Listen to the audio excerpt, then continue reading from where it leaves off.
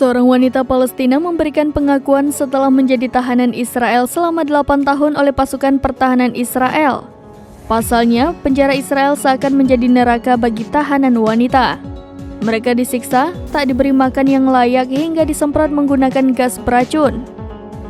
Dilansir dari Anadolu pada Senin 28 November, hal itu diungkapkan oleh Mason Musa Al-Jabali yang dibebaskan dari penjara Israel setelah lebih dari 8 tahun.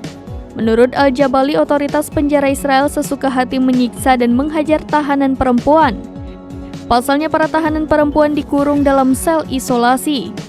Al-Jabali yang telah ditahan sejak Juni 2015 itu pun mengaku bahwa kondisi penjara Israel semakin memburuk sejak 7 Oktober 2023, di mana saat itu milisi Hamas menyerang Israel dan membuat situasi perang semakin memanas.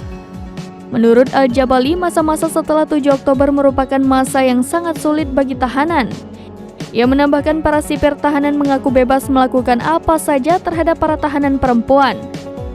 Bahkan mereka merampas segala sesuatu dari para tahanan perempuan setelah serangan 7 Oktober. Selain itu, tahanan perempuan di penjara Israel juga menghadapi kekurangan makanan, di mana pihak penjara menyediakan makanan bagi 80 tahanan yang jumlahnya hanya cukup untuk 10 orang.